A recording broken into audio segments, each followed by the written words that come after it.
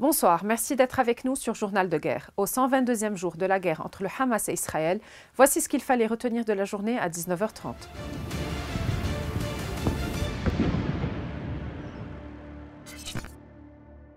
Nous commençons avec la frontière libano-israélienne. 3 combattants du mouvement Amal ont été tués lundi dans l'après-midi dans un raid israélien qui a visé une habitation dans le village de Beth-Lif.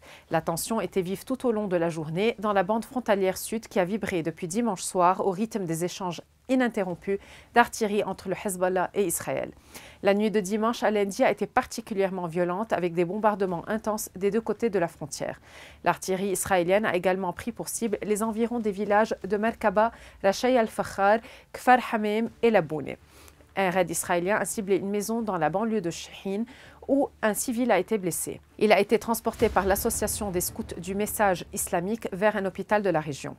Un drone israélien a mené un raid plus tôt dans l'après-midi sur le village de Yaroun, dans le Kaza de Bent Jmeil. L'aviation israélienne a également attaqué les périphéries de Naoura, El-Tufaha et Meis el-Jabal. De son côté, le Hezbollah a annoncé avoir pris pour cible les sites d'Al-Summa'a dans les collines de Kfar Shouba et les fermes de Sheb'a, ainsi que Rouaïset el-Alam. Par ailleurs, la formation pro-iranienne a fait part dans un communiqué de la mort de 3 de ses combattants. Tôt dans la matinée, 8 missiles ont été tirés lundi à partir du Liban vers la Haute-Galilée. L'armée israélienne a riposté par un bombardement d'artillerie selon la chaîne israélienne 12.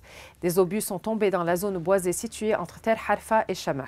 L'armée israélienne a mené parallèlement des raids israéliens contre les abords du village de Marwahin. Il ne peut y avoir en aucun cas de déplacement forcé de Palestiniens, ni en dehors de Gaza, ni en dehors de Cisjordanie.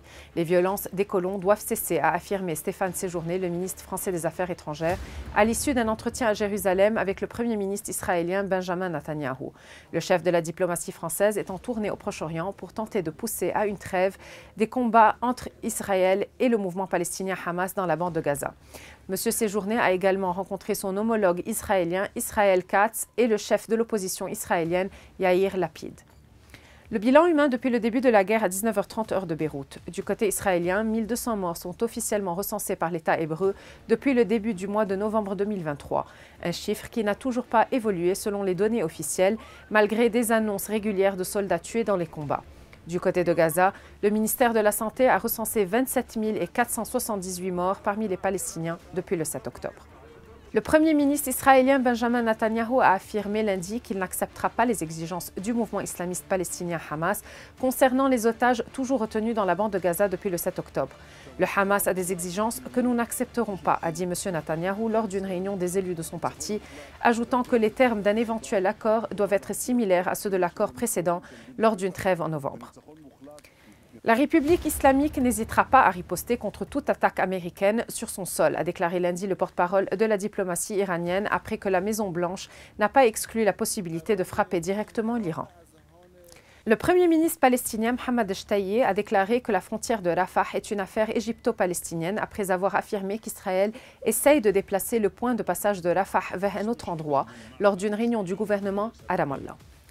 Merci de nous avoir suivis sur Ici Beyrouth. On se retrouve demain pour un autre résumé de la situation. Vous pouvez suivre toute l'actualité concernant cette guerre sur notre site web www.icibeyrouth.com sous la rubrique Guerre Israël-Hamas ainsi que sur tous nos réseaux sociaux.